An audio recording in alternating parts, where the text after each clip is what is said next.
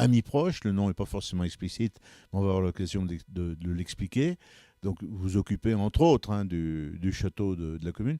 Je voudrais, pour commencer, est-ce qu'il y a quelque chose qui vous raccroche à l'histoire? Est-ce que vous avez été professeur d'histoire?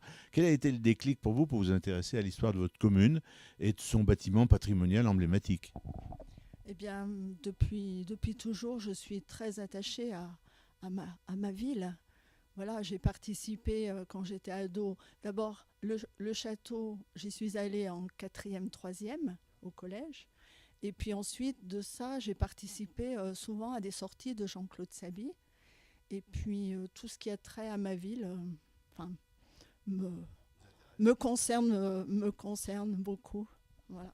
Je vais vous raconter une petite anecdote. Il y a 2 ans, la commune de Roche-la-Molière avait pris un stand à la foire de Saint-Étienne. Il était décoré par une immense fresque du château. Les Rouchons qui venaient, et j'en ai été le témoin, étaient fiers. Et les habitants des autres communes de la Loire étaient très surpris de trouver ce château. Donc pour vous, il est vraiment représentatif. Il a un véritable intérêt qui va au-delà de la commune. Bien sûr, nous accueillons des groupes pour les visites et à chaque fois, c'est vrai qu'on est surpris.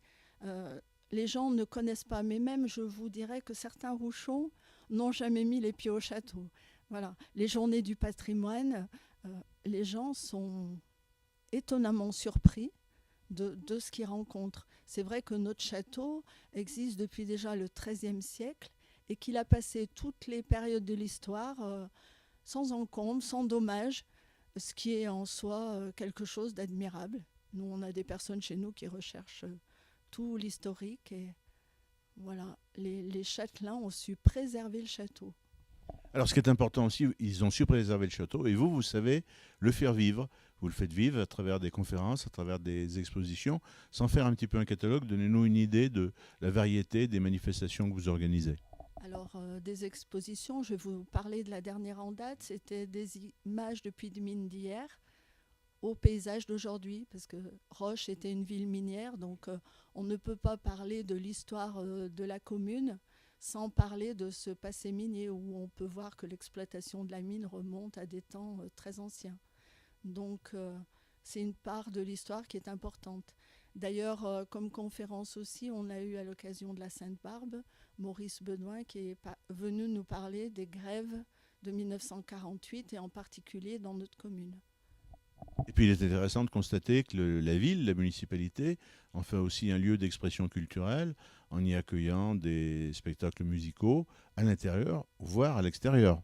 Des spectacles musicaux dans la chapelle. Là, je ne pourrais pas vous donner le détail. Il y a aussi les jeudis, les concerts pendant l'été.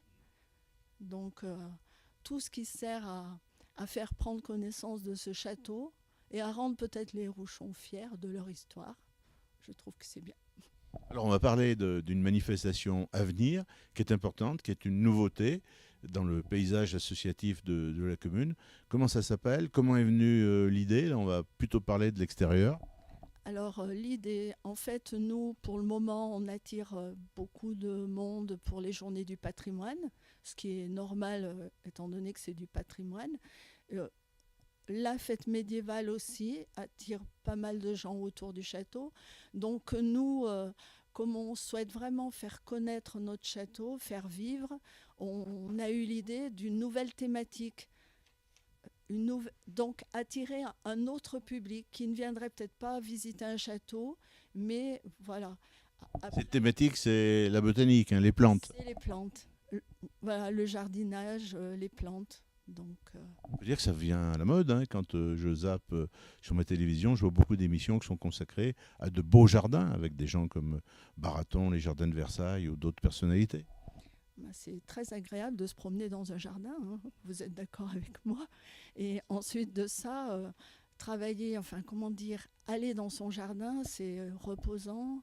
Et puis, ça fait prendre conscience de la nature, une plante, le temps qu'elle met pour pousser, ce qu'on doit faire et surtout ce qu'on ne doit pas faire pour l'environnement, le souci de l'environnement.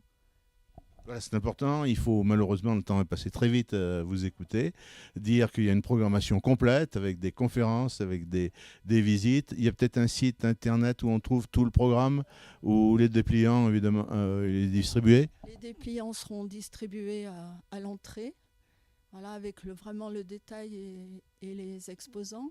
Et puis les conférences, bon, on a essayé de diffuser beaucoup de flyers sur la commune. On l'a mis sur le site aussi. Et puis c'est dans le dernier Rochemag numéro 9, vous pourrez découvrir la programmation. Merci Michel Fonbonne, le temps est passé très vite à vous écouter, à parler de botanique et d'architecture. À bientôt.